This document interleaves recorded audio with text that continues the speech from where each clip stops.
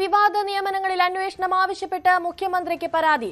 യുവമോർച്ച നേതാവ് RS രാജീവാണ് വിവാദ നിയമനങ്ങളിൽ സമഗ്ര അന്വേഷണം ആവശ്യപ്പെട്ട് മുഖ്യമന്ത്രിക്ക് പരാതി നൽകിയത്.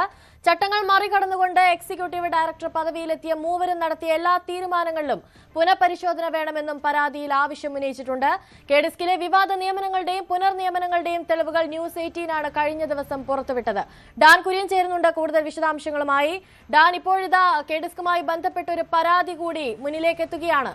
ഇനി എന്തൊക്കെയായിരിക്കും കൂടുതൽ നീക്കങ്ങൾ?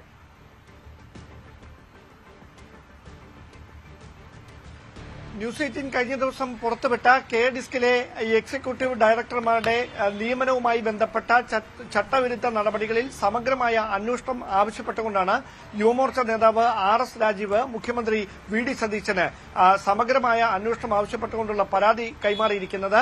ഈ പരാതിയിൽ പ്രധാനമായി രണ്ട് കാര്യങ്ങളാണ് എടുത്തു പറയുന്നത്.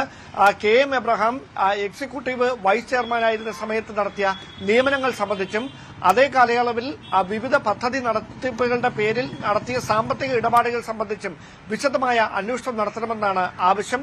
അതുമായി ബന്ധപ്പെട്ട അക്നോളജ്മെന്റ് ലെറ്റർ പരാതിക്കാരന് മുഖ്യമന്ത്രി ഓഫീസിൽ നിന്ന് മറുപടിയായി ലഭിച്ചതായാണ് നമുക്ക് മനസ്സിലാക്കാൻ കഴിയുന്നത്. അങ്ങനെയാണെങ്കിൽ ഇതുമായി ബന്ധപ്പെട്ട ഏത് തരത്തിലുള്ള തുടർ നീക്കങ്ങളിലേക്കായിരിക്കും മുഖ്യമന്ത്രി ഓഫീസിലേക്ക് കടക്കുകയെന്നാണ് അറിയാനുള്ളത്.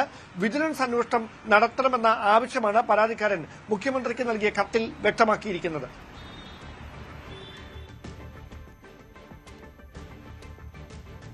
ഡാൻ കുര്യനാണ് വിശദാംശങ്ങൾ നൽകിക്കൊണ്ടിരിക്കുന്നത്. കെഡിസ്കിൽ ഇപ്പോൾ ഇതാ പുതിയൊരു പരാതി കൂടി രംഗത്ത് വന്നിരിക്കുകയാണ്. നിയമനങ്ങളിൽ അന്വേഷണം ആവശ്യപ്പെട്ടാണ് മുഖ്യമന്ത്രിക്ക് പരാതി നൽകിയിരിക്കുന്നത്. യുവമോർച്ച നേതാവ് RS രാജീവാണ് വിവാദ നിയമനങ്ങളിൽ സമഗ്ര അന്വേഷണം ആവശ്യപ്പെട്ട് മുഖ്യമന്ത്രിക്ക് പരാതി നൽകിയത്. ചട്ടങ്ങൾ മറികടന്നുകൊണ്ട് എക്സിക്യൂട്ടീവ് ഡയറക്ടർ പദവിയിലെത്തിയ മൂവരും നടത്തിയ തീരുമാനങ്ങൾ പുനഃപരിശോധിക്കണമെന്നാണ് പരാതിയിലെ ആവശ്യം. ഡാൻ കുര്യനാണ് കൂടുതൽ വിശദാംശങ്ങൾ നൽകിയത്. കൂടുതൽ വാർത്തകൾക്ക് news 18 Keralam YouTube channel subscribe ചെയ്യുക.